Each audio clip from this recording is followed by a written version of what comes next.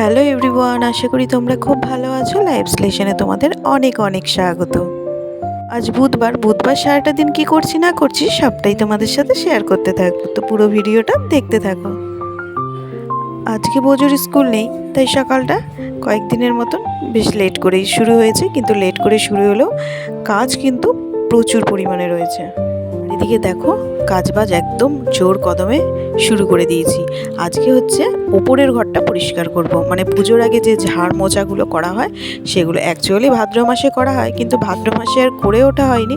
কয়েকদিন যা টানা বৃষ্টি হয়েছে, আর এই ওয়েদারে কি আর ঘর ঝাড়া পরিষ্কার করা যায়? তাই ভাবলাম যে ওয়েদারটা ঠিক হোক, এই করতে করতে মোটামুটি ভাদ্র মাস শেষ হয়ে আশ্বিন মাস পড়েই গেল। তারপরে শুরু করেছি কাজবাজ। তো সকালবেলা উঠে মানে টুকিটাকি যেগুলো একটু পর্দাগুলো খুলে দিতে বললাম মনোজকে, আর হচ্ছে এখন রোদে বালিশগুলো সব দিয়ে দিয়েছি, দিয়ে মোটামুটি একটু ফাঁকা করে এসেছি ঘরটা। তো ভাবলাম আগে নিচের ঘরটাকে একটু গুছিয়ে রাখি, নয় এলোমেলো হয়ে থাকবে, দেখতে ভারী বাজে লাগবে।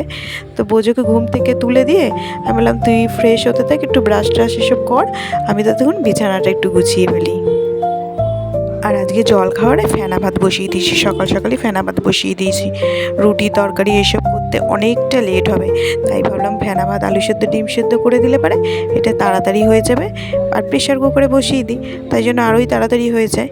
তাই ভাবলাম এই জলখাবারটাই আজকে ঠিক আছে, রুটি এসব করলে অনেকটা লেট হয়ে যাবে। আর তারপরে দুপুরের রান্না আছে বলো, আবার হচ্ছে উপরের ঘরটা পরিষ্কার করা, সব কিছু নিয়ে মানে অনেক কাজ বাজ আছে। আর এগুলো যতদিন না করতে পারছি ততদিন মাথার মধ্যে চিন্তা করতে থাকবে।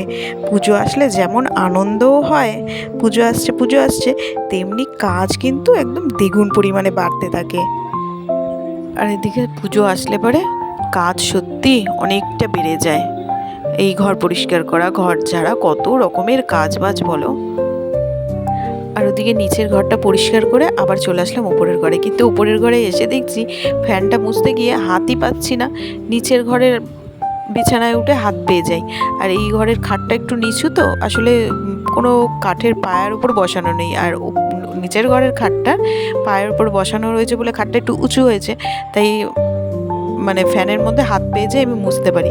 তাই এটা মুছতে গিয়ে দেখছি হাতই পাচ্ছি না। তারপরে কি করব, মনোজ ঘরে ছিল, তাড়াতাড়ি করে ডেকে নিয়ে আসলাম। আমি বললাম ফ্যানটা একটু মুছে দিয়ে যাও, তো মুছে দিয়ে গেল।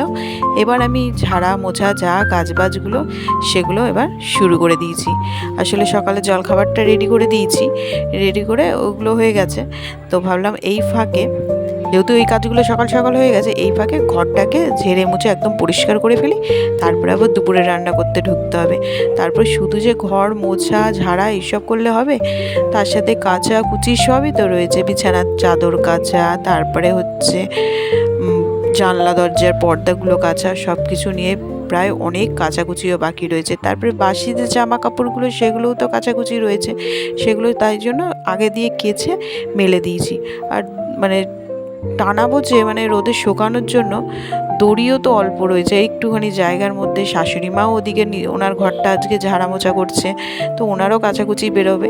এই করে যেন কি করে কোথায় মেলবো সেও একটা চিন্তা হয়ে দাঁড়িয়েছে, যে এত কাচাকুচি করছি দুজনে মিলে, কিন্তু মেলবো কোথায়। তারপরে কি হয়েছে জানো, একটা দড়ি তো একদম ছিঁড়ে জামা কাপড় সমেত এই সব পড়ে গেছে। মানে বলে না, কাজ যত থাকে সেই সময় আরও বেশি সব কিছু বাড়তে থাকে।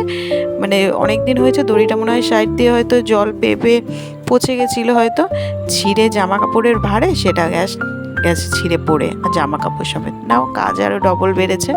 আর এদিকে দেখো ঘরটা প্রায় আমার পরিষ্কার করা হয়ে গেছে, এবার ঝাড় দিয়ে ভালো করে মুছে নিচ্ছি।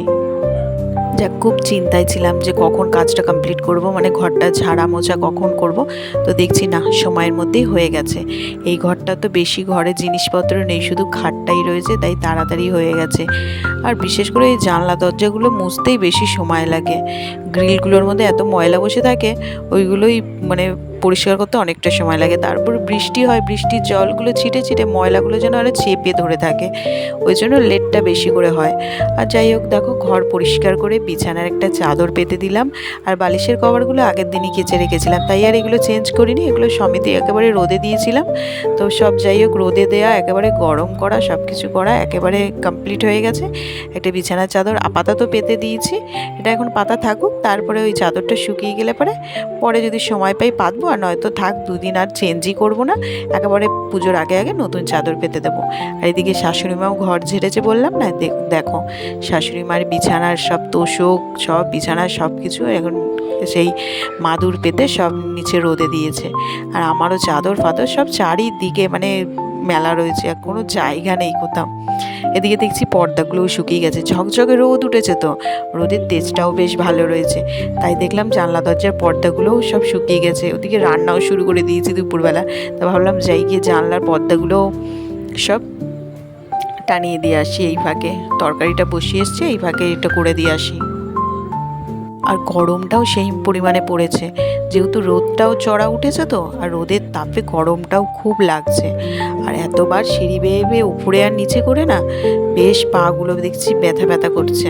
তো কি করা যাবে, এখন কাজবাজ তো করতেই হবে বলো। ওদিকে আবার বোঝো ঘরে একা একাই ছিল, তো দাদু আবার একটু বেরোচ্ছিল, তো ওকে আবার রেডি করিয়ে দিলাম, বললো চল ঘুরিয়ে নিয়ে আসি। তো দাদুর সাথে এখন গেছে একটু ঘুরু করতে। তো ওদিকে যাক, তাই ভালোই হবে, ও না থাকলে পরে আমি একটুখানি কাজগুলো গুছিয়ে নিতে পারবো। নয়তো যেখানেই আমি কাজ করতে যাচ্ছি ওর উৎসাহ তো বেশি, সেখানেই পেঁচে পেঁচে যাচ্ছে। আর ঝুল নোংরা মানে ধুলোগুলো তো নাকে গিয়ে অ্যালার্জি হবে, তাই জন্য আমি হচ্ছে থাক, ও বাড়িতে নিয়ে একদিকে ভালো হয়েছে। আর আমার ওদিকে দেখো ঘর একদম পর্দা লাগানো বা চাদর পাতা সব কিছু হয়ে গেছে। আর এদিকে পায়রাটাকে দেখলাম, আর যেই আমাকে দেখলো উড়ে চলে গেল। আর জানো দেখো শশা গাছে নতুন শশা ধরেছে, আজকেই দেখেছি আমরা, হঠাৎ করে দুটো শশা চোখে পড়েছে। আর কি খুশি সবাই, গাছে নতুন ফুল ফল এলে পরে ভীষণ ভালো লাগে। কিন্তু চলো, ভারী চিন্তা ছিল সকাল দিয়ে, যাই হোক আজকে কিন্তু একটা কাজ কমপ্লিট হয়েছে, একটা ঘর পরিষ্কার হয়েছে। আর সেটা তো যাই হোক সময়ের মধ্যেই হয়ে গেছে, বেশিক্ষণ সময় লাগেনি। কিন্তু নিচের ঘরটা যেদিন পরিষ্কার করব সেদিন তো অনেকটা সময় লাগবে, ওইটা নিয়ে আমার আরও বেশি চিন্তা হচ্ছে। যে ওটা করতে গিয়ে তো আমার বেশি চিন্তা হবে, কারণ হচ্ছে ওই ঘরে তো অনেক জিনিসপত্র রয়েছে, সব সরিয়ে সরিয়ে পরিষ্কার করতে হবে। তাই দেখা যাক ওটা আবার কবে করি। আর এদিকে দেখো ফ্রিজে ইলিশ মাছের মাথা ছিল, ইলিশ মাছের মাথা দিয়ে গাটি কচু রান্না করলাম, আর কাতলা মাছ করব, আর আগের দিনে চাটনি রয়েছে, ব্যাস এই দিয়ে আজকে হয়ে যাবে। তো চলো আজকের মতো ভিডিওটা এখানেই শেষ করছি। যদি ভালো লেগে থাকে অবশ্যই কিন্তু লাইক, শেয়ার অ্যান্ড সাবস্ক্রাইব করে দিও। আর কেমন লাগলো অবশ্যই একটা কমেন্ট করে জানিও।